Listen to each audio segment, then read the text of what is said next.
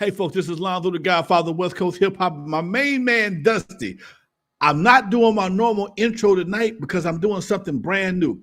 I got an intro I've been working on. I want y'all to check it out. Tell me what you like. I'm going to play both of them. I have two intros right now I'm going to play. Tell me which one you like in the chat room, all right? Record, edit, and intro share. number one. Welcome to N.W.A. story with Lonzo, the Godfather of the West Coast. Now you know, with Dusty Vision on the side, we ride, taking you back to where legends came alive. From ruthless roots to the studio scene, classic tales that the world's never seen. Every Tuesday night we spark the heat. From 6 to 7, history on repeat. So sit back, tap in, and enjoy the vibe. If you love hip hop, like and subscribe. All right, folks, that's intro number one. Here's intro number two. Welcome back.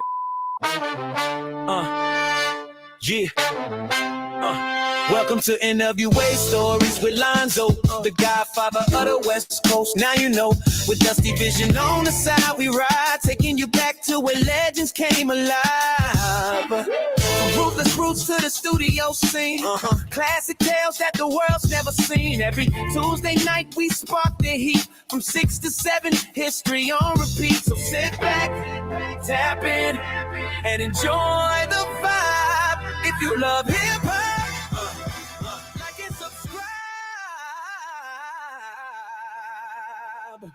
All right, folks, I need your help. Dusty said number one. I like both of them, but it's hard for me to choose. That's why I need some help tonight, folks. In the meantime, while y'all put it in the chat room, me and Dusty gonna kick it for a minute. What's up with you, Dusty? Yeah, man. Can't complain. We'll play those later too. Let's maybe mid-show we'll play again so we can get a clear vote because we just got people trickling in right now. But so far it's hard to decide. But so far 2 is winning, man. We'll play it again when we have our mid-break or our mid-show break. But man, I'm feeling good, Lonzo, and I'm really happy. I feel great that I got a chance to check out the legendary world-class Wrecking Crew on stage this past Saturday. VIP. I was up close and personal, and it was just a great experience, man. Before we dive into the show a little bit, what are your general thoughts on everything regarding the show? You know what? I had to send my man Bill Walker from Thump and his stage manager Brando a text yesterday and told both of them I really appreciated the hospitality. The professional hospitality, because a lot of times, man, you go to local concerts, they treat you like shit. You got to fight for everything. I needed some extra passes, no problem. Dressing room, no problem. Hey, man, what y'all need? It was really a cool vibe. Gave us some gear to hang out with. So a lot of promoters they don't do that. You just here to make some money. But maybe it's a little bit different because me and Bill Walker, we go back, man, 35, 40 years. So I think we should do shows when he had Lowrider magazine. So. But it still was good, still good to experience some professional hospitality, and it was a cool vibe, man. I have to agree, man. Great time. I felt very safe. Everybody was loving the music, even just walking through the environment, everybody was just having a great time. And it's one of those things that you wish all hip hop shows were like that. I go, and this wasn't necessarily a hip hop show specifically. Looking out, Rad 7, appreciate you, brother. Off top, we'll get to your question right away, right after this. But yeah, man, some concerts I've been to in the past, man, I'm with my girl and I'm like, all right, stay by me because you got these niggas over here, this gang over here. You know what I mean? I didn't get that. Of course, you got your old veteranos, the old school cholos that were having a good time. But man, everybody had a great time. And I got to say, no bias, all bias aside, world-class Wrecking Crew, in my personal opinion, because I got to see 4 acts. World-class Wrecking Crew was the one that had the crowd popping the most. And keep in mind, ladies and gentlemen, they were performing amongst some heavy hitters with some really, really dope oldie songs, some songs that you would recognize if I told you right now. And on the dance floor, the 8 to 10, 20 people, even though there were thousands of people there, the dance floor specifically. But when World-Class Wrecking Crew hit the stage and that music dropped, I literally watched with my own eyes a bunch of people come to the front of the stage, and you guys had it packed up there, man. Yeah, it was. It was one of the best shows we did in a long time, man. It's funny, dude, and I really appreciate it. I love playing for Latino crowds, man. I love playing for Latino cholos. Hope I'm not being what you call that non-PC correct, unpolitically correct. I think that's a good one right there. But one thing about that crowd, man, they love old school.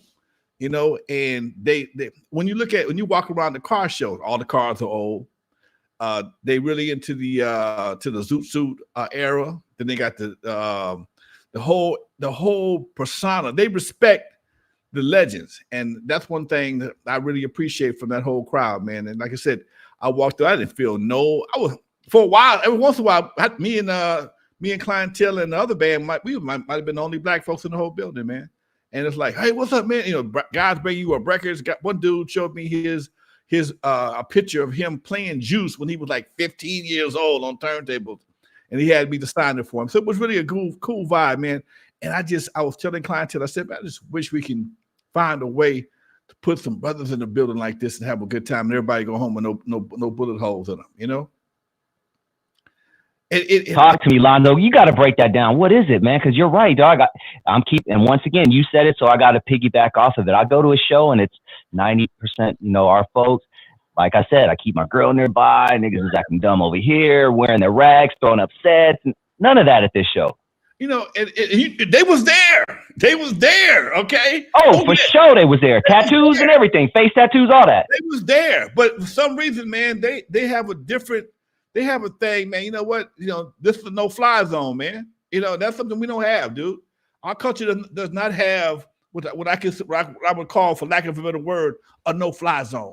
Where there's a hierarchy. Right. Okay. Yeah. Maybe that's what it is, Doc. But there is at our events, and I hate to say this. I hate to sound. Oh man, if you don't have somebody like. I don't know. I can't tell you who. Well, back in the day it was me, Eve After Dark. I was the hierarchy of Eve After Dark. And I had people that helped me enforce that hierarchy. So we were able to maintain a lid on it most of the time. Okay. But events like that, one, you got cars that cost hundreds of thousands of dollars just sitting there, dude. You can't have nobody running around them cars and shooting around them cars and dude, come on, man. You can't do that. And I think the last time we had something like that in the community was the EAZY. Very reminiscent of that. Very reminiscent of that. Yes.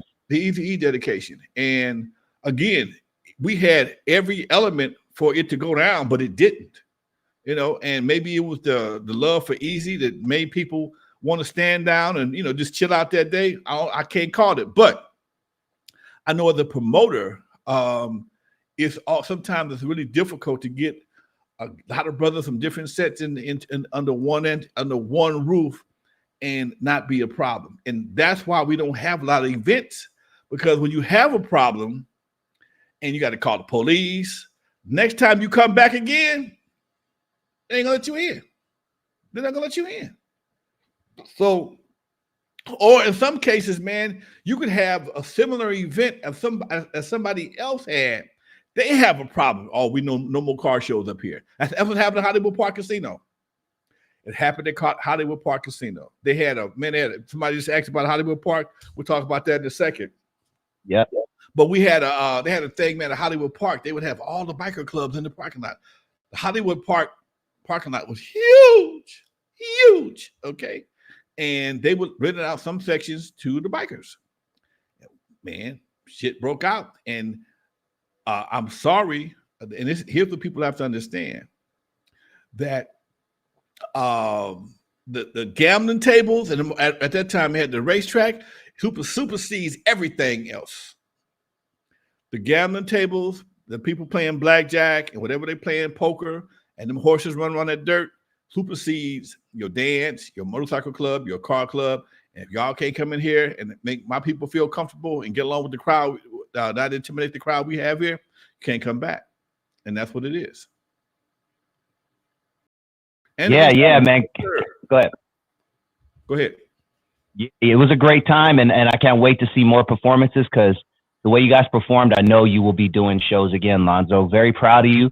And I know that's weird, a younger cat telling you that, but I was very proud to see you up there doing your thing, man, with your dance moves. And once again, I'm not pulling your shit.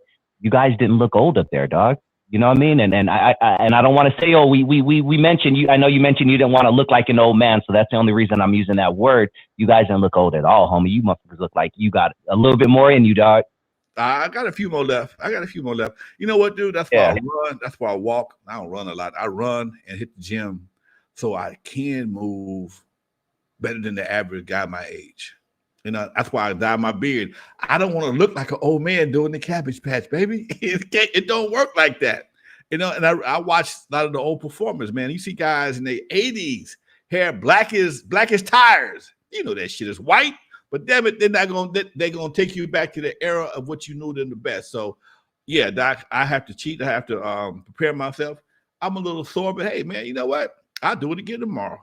Give me some. Hell yeah. Can't wait to see the next one, Lonzo. Let's jump into it. We got a bunch of stuff to discuss, but we got to holler at Rad7. Thank you so much, Rad7, for that donation. If anyone out there is feeling generous tonight, you know, the holidays are here. There's a little $sign right below the chat. Shoot us a few bucks. It really helps out the channel. Rad7 says, Alonzo, we hear you talk about the Eve, but tell us about the Hollywood Park Casino Club you had. What years was it? What was it like? And I'll add more. Give us a good story about the Hollywood Park Casino. Hollywood Park Casino was the casino at the racetrack. I got there in 2002. I stayed until 2008. Did about 6 years over there. Probably the best, I know this is going to sound crazy, of all the venues I've ever promoted at, it was one of the best ones because it was like living in a hotel the whole time I was there. I had the fifth floor.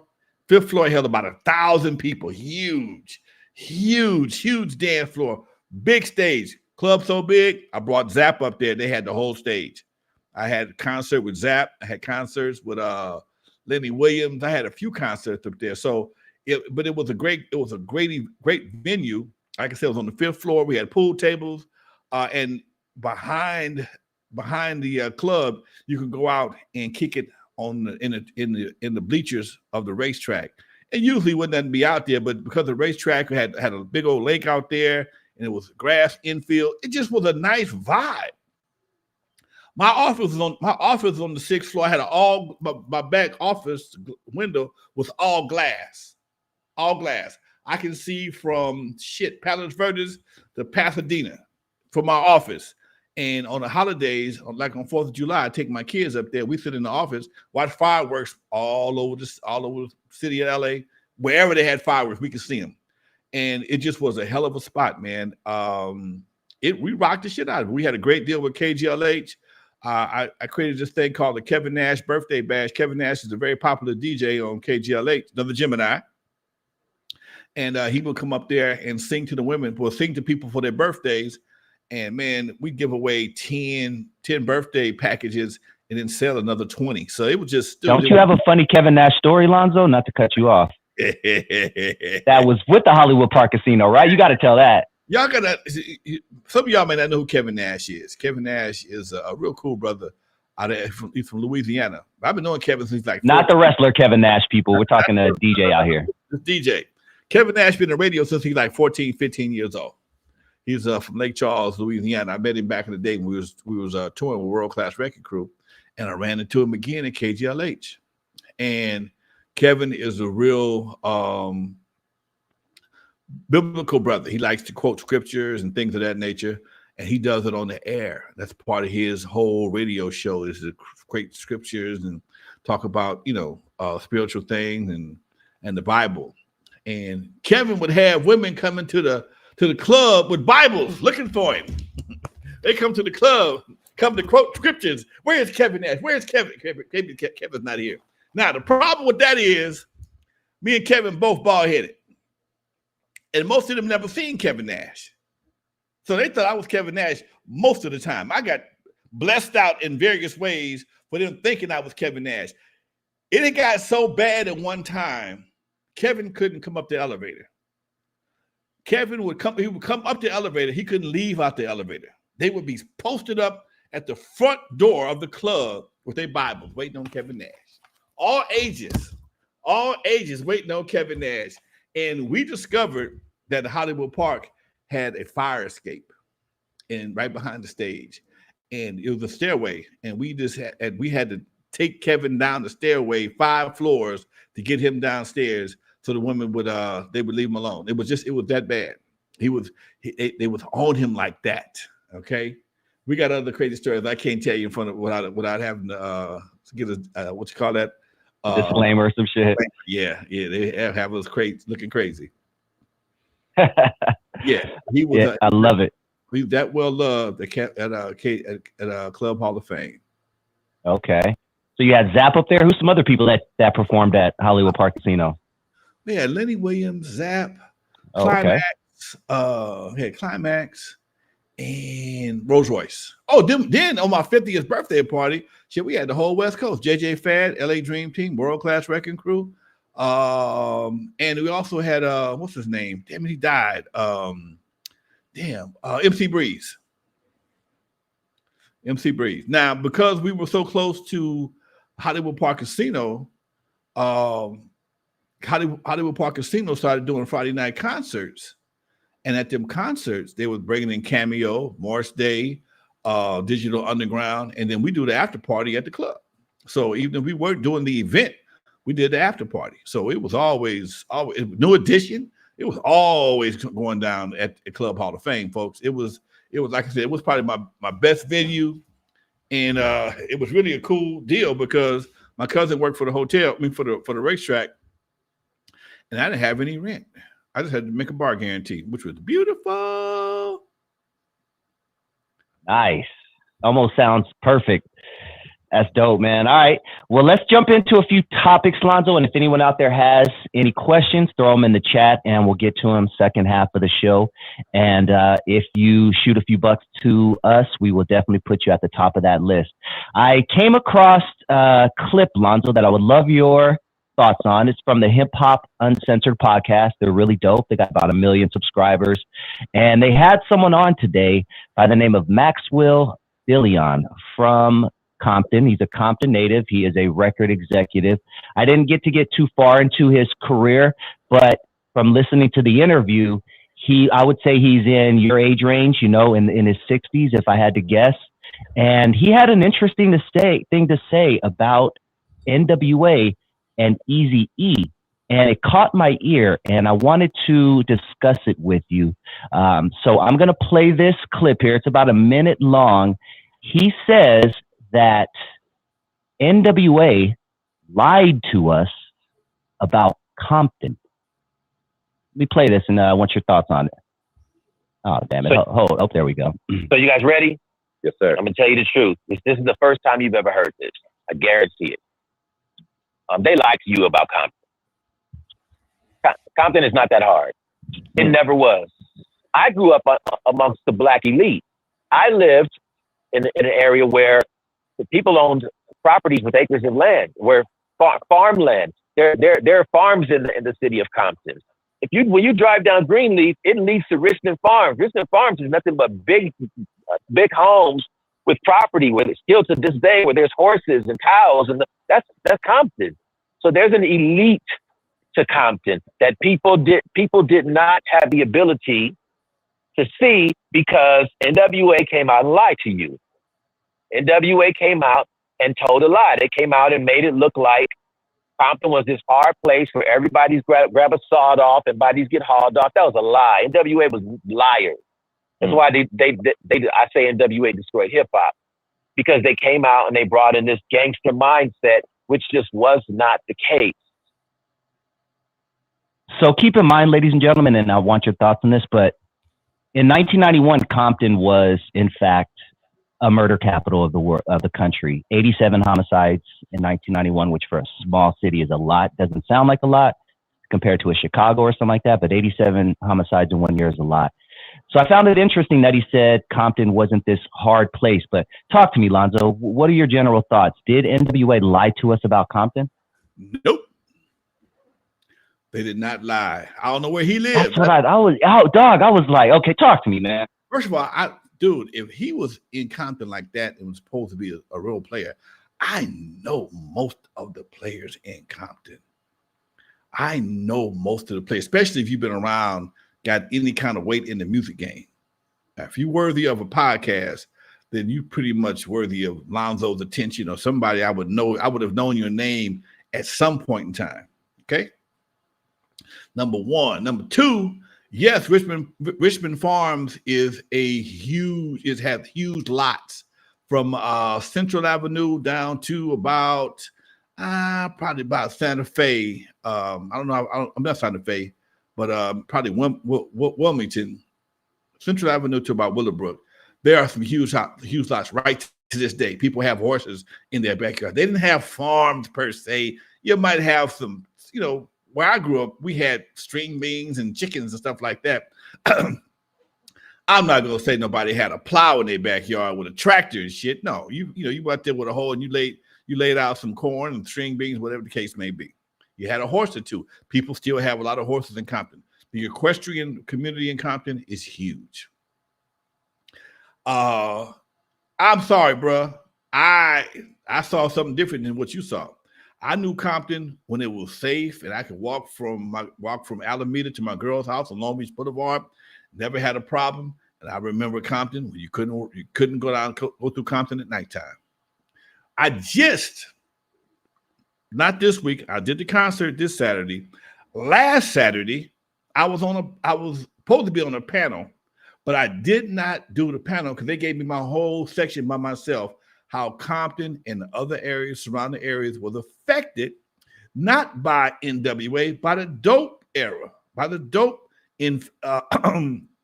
by dope being infiltrated into the city of Compton. Okay, that was the big problem. We always had some kind of gangs in Compton, but it wasn't until dope came when and this was verified Saturday before last, how there was a train that was left on the tracks. You know, a train go to the side track sometime and it had to be full of guns.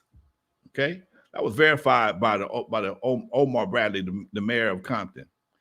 It was a lot going on in Compton, man. Bodies were falling. There was some strong suspicions of issues with the police. That's why the sheriff came in. Strong suspicions. I'm not that deep into it, so I can't say exactly what it was. But I know the politicians at that time had justification for bringing in the sheriff. Okay. A lot of those sheriffs, a lot of those LA Compton PDs ended up going to the sheriff. I sit there and listen. I spoke at 1:00. I stayed until 5:00 in the afternoon, in the evening, because there were so many speakers that were speaking from different perspectives on the effect of the crack and the gangs in the area of Compton. I'm there. I'm listening to judges. I'm listening to nurses. I had 3 mayors, 2 from Compton and 1 from Linwood, who are all saying the same thing. There was a nurse there that was there. She was talking about how the trauma, not only on the families, but when you work at a hospital. And thank you, Big Marlon. Marlon hit my see, I got my eyes closed half the time. But yeah, when you got a nurse, people bringing kids into Martin Luther King Hospital, and kids have been hit with various size bullets because bullets is flying back and forth because folks have got it on site. And the trauma, not only for the family, but for the people that work in the hospital. Here's one kid comes in bleeding, he or she dies. You got to go tell the parents what happened. Here comes another one. They was coming in like that. You said it was 80 some odd murders? 87 homicides in 1991. It was hundreds of shootings. Those are just the ones that died. It was hundreds of shootings. Those are just the ones that died. At one point in time, I wouldn't do an event in Compton if you paid me. You couldn't pay me to do an event in Compton. And that's my city. And I'm the one that did a lot of stuff in Compton. I'm the one that brought Dudos back Skateland. But at some point in time, it got so crazy, I didn't want to do nothing else. You could not. It was that hot. So whatever Maxwell was talking about, man, I don't know. He didn't. Did he say where he lived at? Did he say he lived in Richmond Farms? No, he didn't, but it does sound like he did because he talked about it a lot throughout the interview. This is just a clip of it, but he did talk about that general area. He said if you go all the way up Greenleaf, yeah, and it sounds like he lived in that area. Yeah. Look, dude, I could blindfold you and take you in some hoods in Compton, take the blindfold off. You won't know where the hell you at. I could blindfold you, take you to a couple of neighborhoods in Compton. You be like, huh? This Compton? That don't mean there ain't a fool in the neighborhood, though. The houses are beautiful, but they got some fools. They had some fools over there for a while. I'm not trying to promote that, but I can't let him blame them for that. It was already going down. They started, and what I said at my speech the other day was that N.W.A. didn't create it. If you remember correctly, you got to go back. Ice Cube always said, EAZY always said, they were the reporters of the streets. Now, here's what happened. They reporting on what's happening. Meanwhile, other people started thinking that had to be a prerequisite for you to become a rapper, a gangster rapper. So you had guys that was actually rapping about shit in the studio and then going out the streets to do shit to validate the rap. Ask me how I know. I had a brother do it at my studio, ended up getting 25 to life. I asked him, I said, bro, he rapping about all this dope and time. I said, bro, I've been knowing you since you was in the 9th grade. What you gonna do all this time? His quote to me was, I ain't been to the pen yet. Yes. Like he had a reservation. And he ended up making it. 25. Just got out about a few years ago. Is that a homeboy that did the thing over Colors? No, that was my other partner. He was okay. He just got railroaded based on Colors. Tell us that story again while we're at it. One of my roommates, young brother, I met him. He was like 15, 16 years old. I lived in my old house, and I watched this kid one afternoon riding mini bikes past my house, and he would never stop at the stop sign. And one time a car was coming. I saw the whole thing, and he tried to swerve around this car and ended up in the gutter. Broke both of his legs. I sat there and talked to him till the ambulance got there. He came, and about 6 months later, he came back to the house, walking all crazy and stuff. And we became friends. He was a younger dude, but he became friends. Later, he ended up moving with me. I had an extra room. He ended up moving in with me. He moved to my house where I live there right now, helped me move over here. And he started to get a little bit flamed up. And I said, bro, you're doing too much for me. You got to move. All right, I'm going to move. I'm going to move while y'all gone. But I got to go to Sacramento first. Okay? He went to Sacramento, and he got into some shit, and he killed somebody that weekend. While we were gone, he killed somebody. And the incident took place at a screening of the movie Colors. And the prosecutor convinced the jury that him watching that movie was the motivation for him to shoot the guy, which was the dumbest shit in the world. But you up there in Stockton, hey, man, they don't know nothing about this shit right here. This shit's still brand new. It's still brand new. And the story was him and homeboy had a problem that week. He saw him at the spot, and homeboy pulled the gun on him.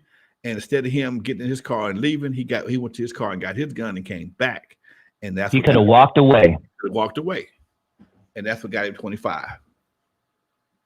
You supposed to if you can get to your car, you're supposed to pull away. That's the same thing got Suge caught up. If you can put your car and drive, you're supposed to drive off. You cannot back up and drive again. If you back up and get away, you can't put it in drive as a weapon. Can't do it.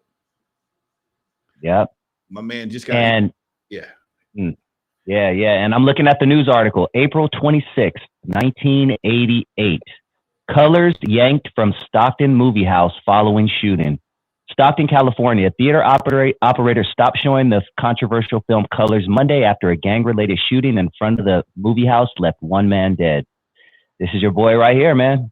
Yep. Showing the film. David Dawson was apparently the guy who was slain that night. Charles Queen was the shooter.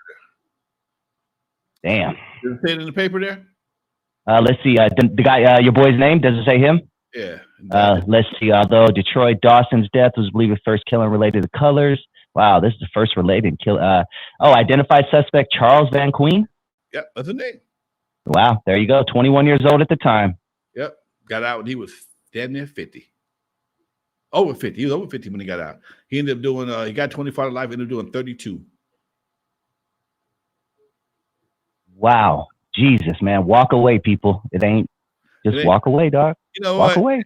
If you got a homeboy or a homegirl that's telling you, you gonna take that, man, walk your ass away. Don't let them pump you up into crashing out. Man, fuck that shit.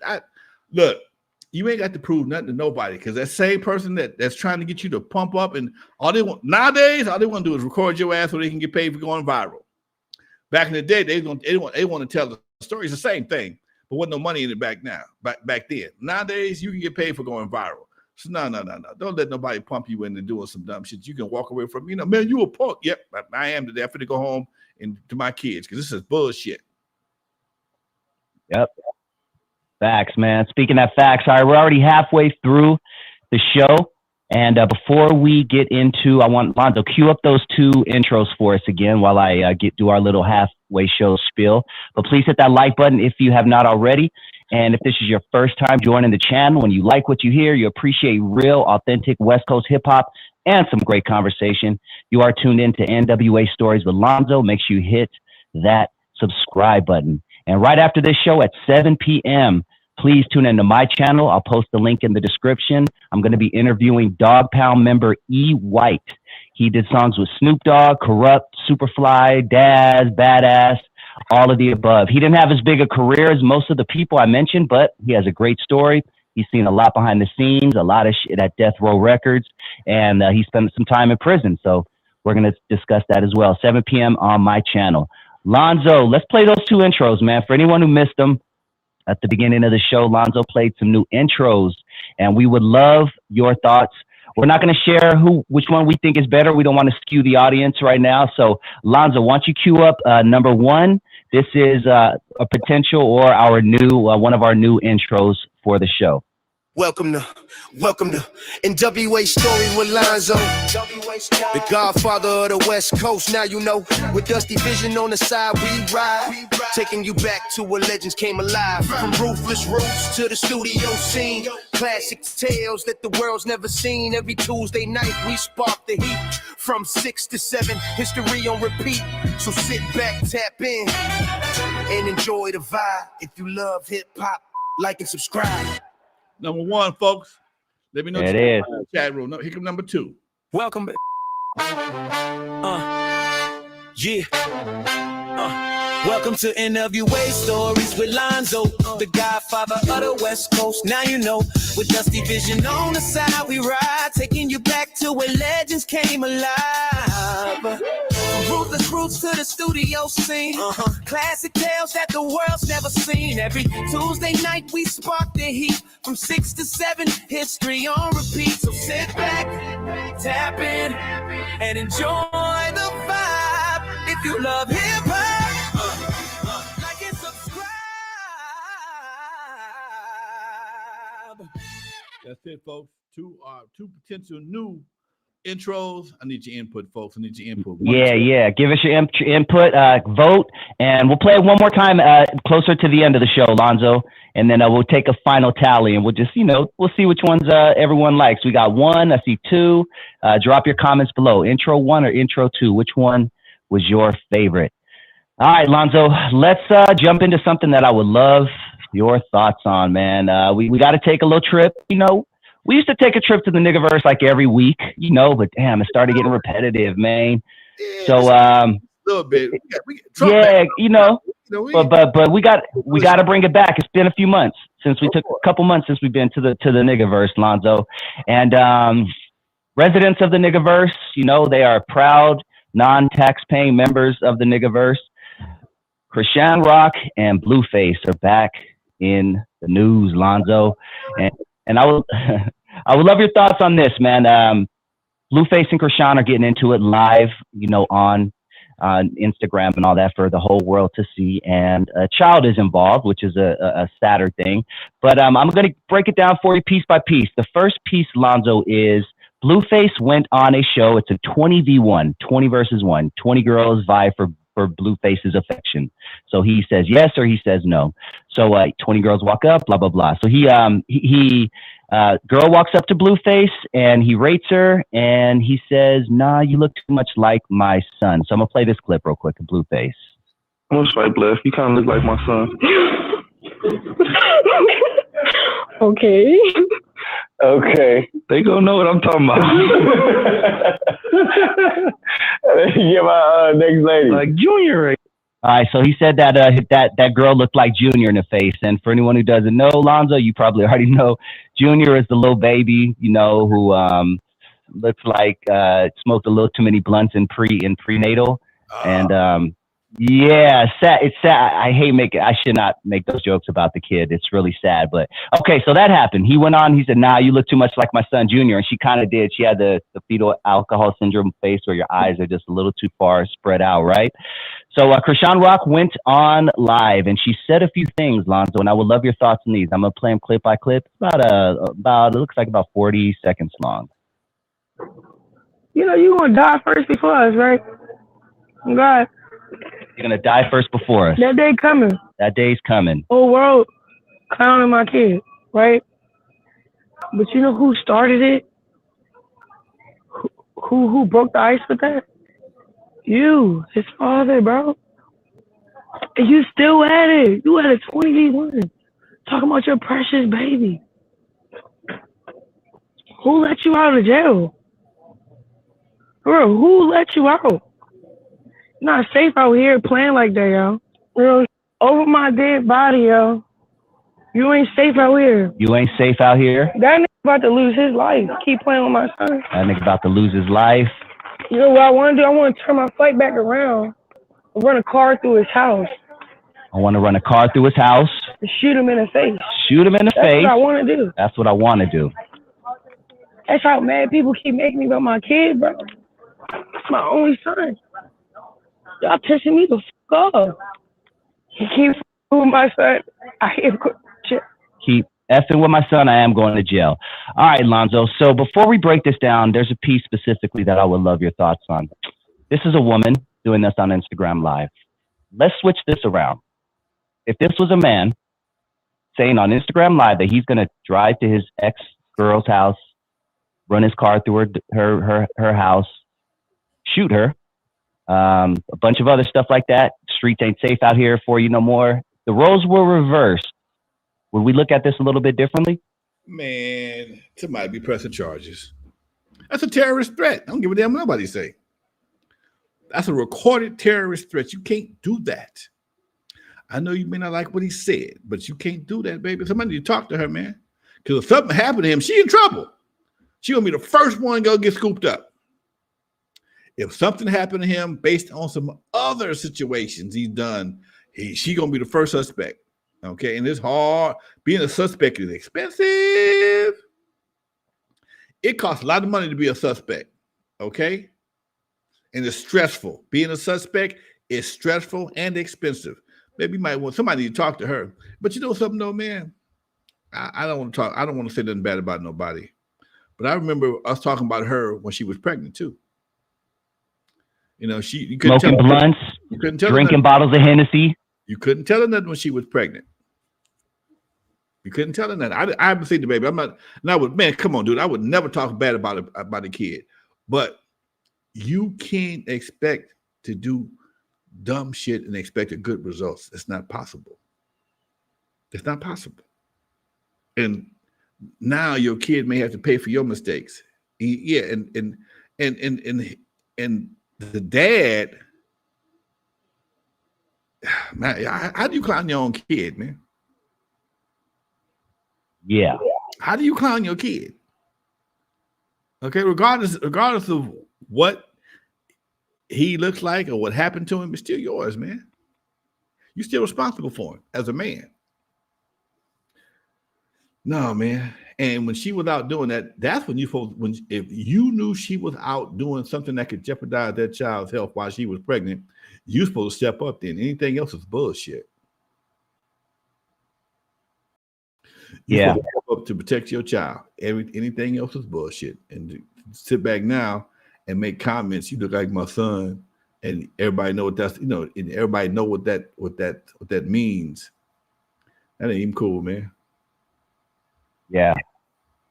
All right, so mom, Blueface's mom was not bad looking actually. Blueface's mom had this to say, and I sped it up a little bit because it's a little long, but it's about 1 minute and 10 seconds. We'll chop it up a little bit and see how it goes. But Blueface's mom had this to say after Krishan Rock's rant. Embarrassed because you did that to him. You're embarrassed because you smoked and drank while pregnant, and you made this the outcome. If you want to be mad at anybody, be mad at yourself. Be mad at yourself. We're not embarrassed. You're embarrassed because you did it. Okay? If you want to be the victim, there's nobody the victim but him. If you want anybody to be mad at what's happened, you're the responsible party for this. You did this. All you had to do for 9 months was go to your appointments, don't drink, don't smoke, and try to be peaceful. That's all you had to do, and it was only 9 months. We are no longer feeling sorry for you. We're no longer giving you a victim pass, a victim card, none of that shit, okay? This is all your fault, all your responsibility. You're a horrible fucking mother. You were a horrible pregnancy, and now you're a horrible mother. The best thing that you can do right now is go get the counseling that you need and the support that he needs, the physical therapy and the therapies that he needs. That's all you can do now, and hope for the best.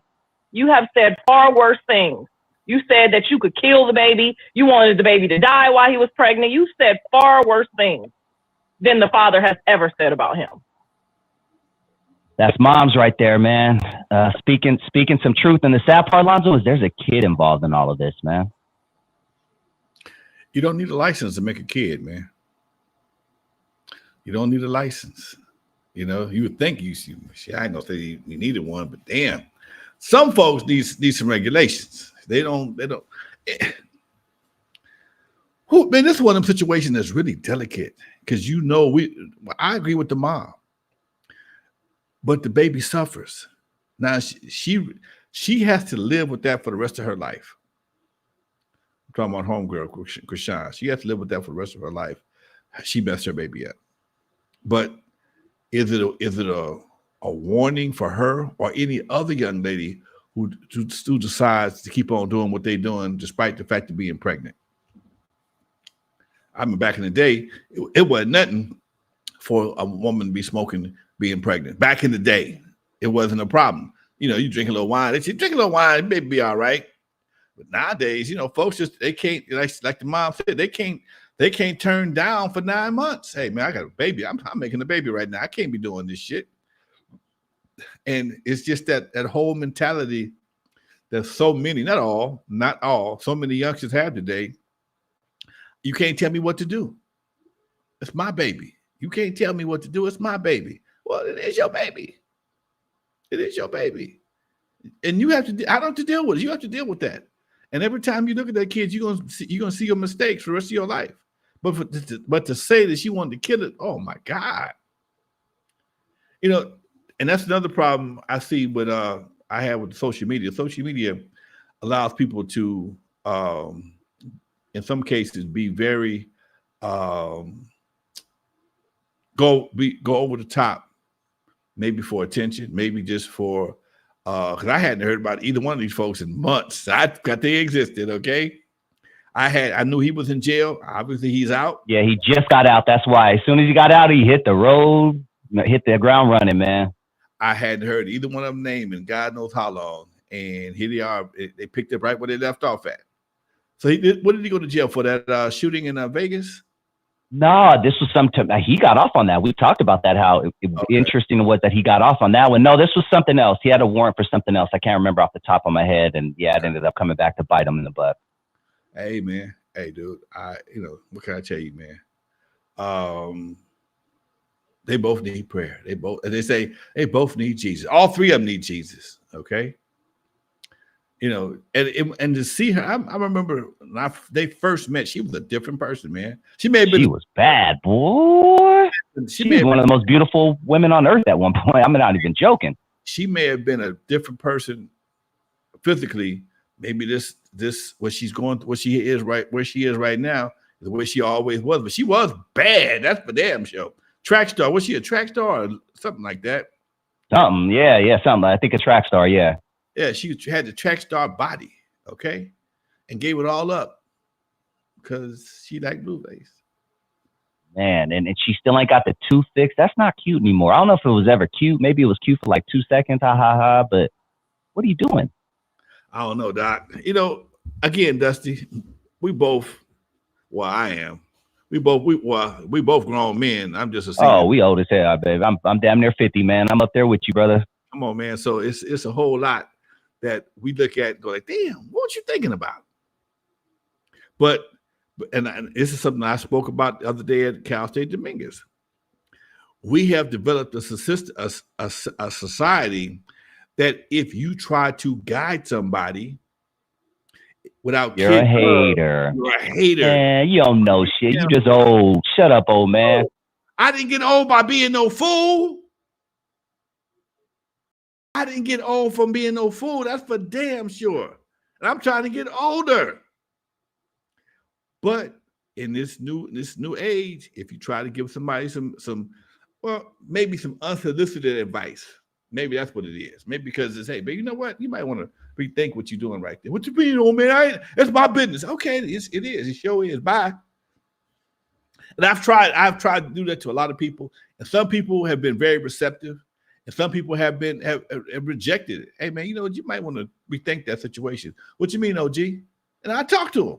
And if they want to hear what I got to say, they want to listen, I'll give it to them. But some cases, hey, man, you know, I'm going to do what I want to do no matter what. All right? That's your ass. When you do what you want to do, don't call me to bail your ass out. I don't want to hear it. I had a relative one time told me he was going to crash out because he wanted to do something. Man, you crash out. But you people that you live with ain't going to come rescue your ass because you don't have to do that. You crashing out for what? To impress somebody? And it was over some silly shit too? Nah, bro. Nah, you got to rethink that. So, yeah. Yeah. That's crazy, man. All right. Perfect time for some GAME, grown-ass men enlightenment. Lonzo, which Alonzo coined that, by the way. Perfect time to remind these men to be careful who they stick their dingalings inside of, because 30 seconds of ejaculation can lead to a lifetime of misery, not just for you and the baby mama, but for the kid as well. Yeah, man. I tell all my boys, don't do nothing stupid. She fine, but she might not be fine in 20 years. She sure may be miserable. She can make your ass miserable, be fine as hell, and make you as miserable as the son of a gun. Exactly. Yeah. What does she expect from you? Is she going to be a partner, or is she going to be a partner or a problem? Okay, but she going to be a partner or a problem? Because I prefer partners, because you're going to get half any damn way. You got to be a partner. All that sitting around waiting on me to make the money so you can take half. You got me fucked up. You got me fucked up. No. We don't do that. But they've turned dating into a hustle. Who was I was talking to somebody just the other day, man, and this girl was my nephew. Told me about it. Somebody he was talking to, how she planned on getting this guy, getting a baby, doing 5 years, and he's getting paid from that. How do you fall in love with somebody when they have an exit strategy? Who in a right mind goes into a relationship with a plan to get paid and get on? She said, I'll be 35. I'll still be looking good. I can do something else. What else? What? You got a kid, somebody else's kid, but you got to check now. You got to check. And the only way you're gonna keep that check is not to marry somebody else. Or find somebody else to put that's one to put a ring on your butt and jump on the hook for what homeboy left. Come on, man. Mm-hmm. Come on. All right. So let's flip it on them, Lonzo. You said you shouldn't go into a marriage with an quote exit plan. What do you feel about prenuptial agreements? I think they're the best thing ever made. Talk to us, man. But it has to be for both of them. It has to be an understanding, because look, people change every day. People change and sometimes people change not because something may change them. Okay, I know prostate cancer changed me. That car wreck I had in 2000 changed me up here. So I'm not saying that I'm a bad person for it. I just have a different appreciation for doing what I want to do. And sometimes that appreciation can be a problem for somebody else. Why are you still doing shows at your age? Because I can, damn it. Because I can. I'm not living for you. I'm living for me. If God gave me the strength and the health and the wealth and the physical health to go out there and do a whole tour, I'm gonna be thankful for the blessing. So that's it. Sometimes things can make you a little more selfish. Make you a little more selfish. And sometimes you may not have been that selfish in the beginning, but because you had something happen in your life that changed, it made you change your direction. And when you have those changes, everybody's not like a flock of birds where one person changed and the whole flock changed. No. Life don't work like that. One bird changed, the flock kept on going straight. Not saying where they're going is wrong, not saying where you were going wrong. That was the road, the destination they chose. Everybody ain't designed to go to the same place. They said, what's explained to me, life was like a concert. Some people deserve backstage passes. Some deserve to be in the front row. Some need to be in the balcony. And some folks need to be out parking cars. Like a concert, baby. Everybody can see the same show, but different angles. Damn. All right, some game. I'm telling you guys, man, I love that part of the show. We got, 8 more minutes? All right, Lonzo. So let's play the intro right now. Number 2 is winning. Intro number 2 is winning by 1 vote. And this isn't really a competition. This is just, we'd love to know which one you guys think. We like to get our audience involved. But, yeah, play intro number 1. And maybe we could do one as an intro and one as an outro or something like that. We can do that too. Exactly. The world is ours. All right, here's intro number 1, ladies and gentlemen. We want your votes in the comment section. Welcome to N.W.A. story with Lonzo, the godfather of the West Coast. Now you know, with Dusty Vision on the side, we ride, taking you back to where legends came alive. From ruthless roots to the studio scene, classic tales that the world's never seen. Every Tuesday night we spark the heat. From 6 to 7, history on repeat. So sit back, tap in, and enjoy the vibe. If you love hip hop, like and subscribe. Number 1, folks. The double. Play number 2 for him. Welcome back.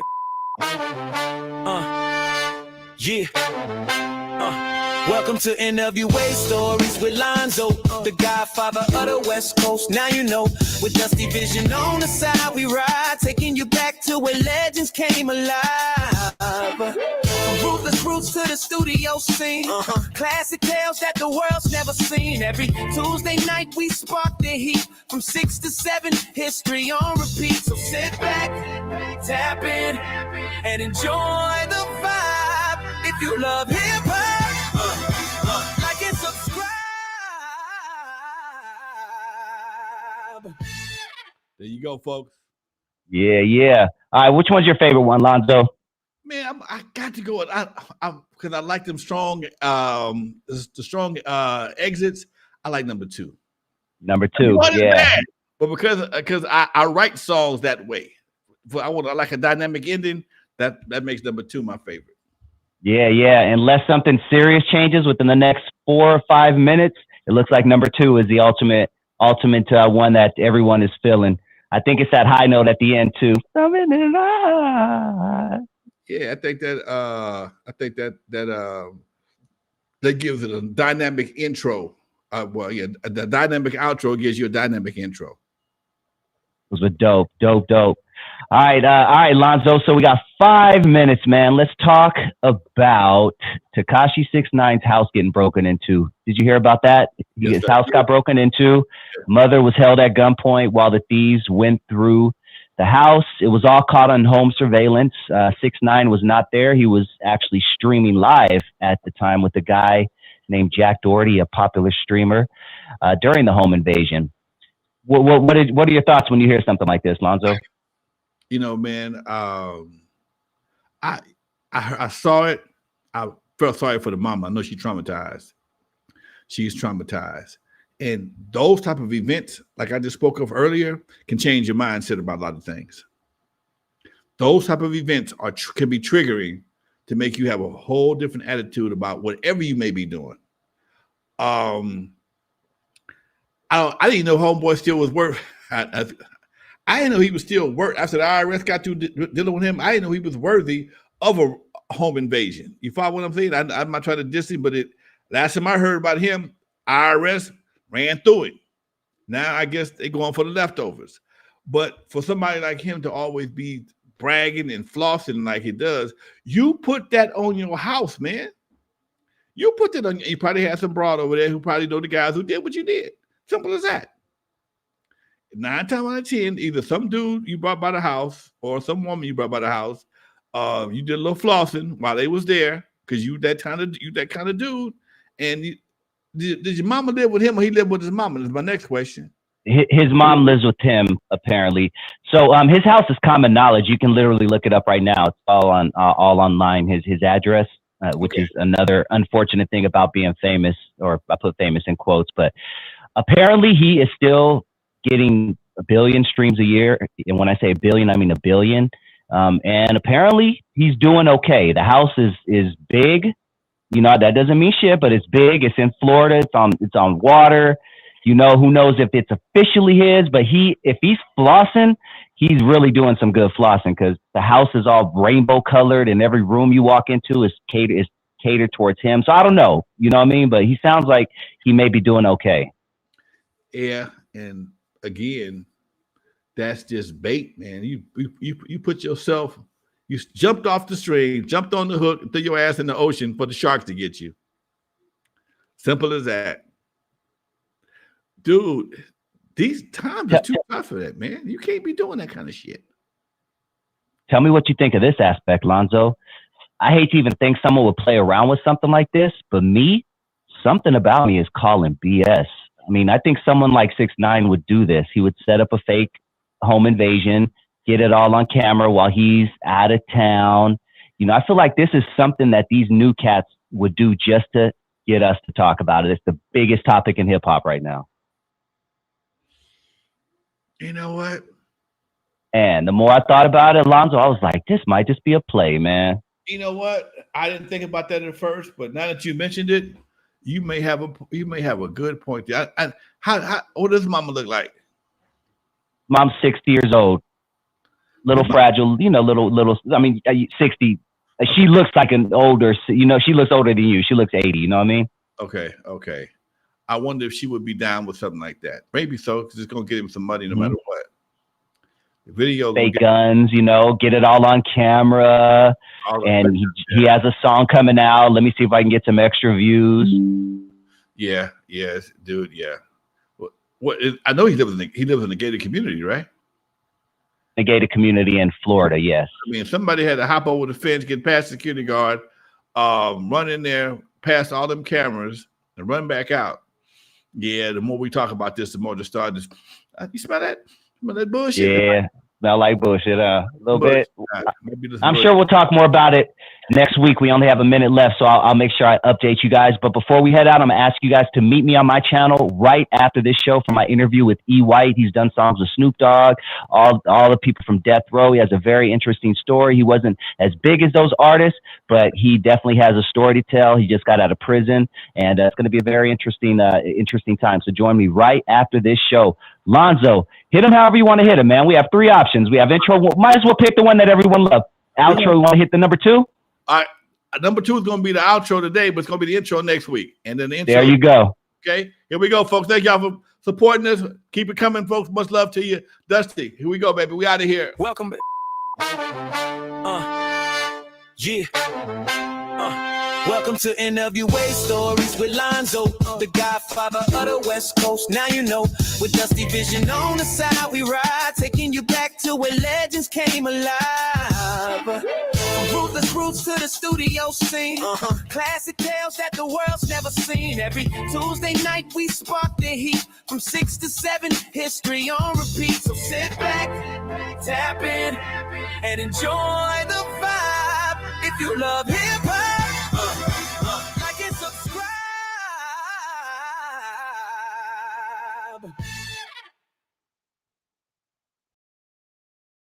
We are out.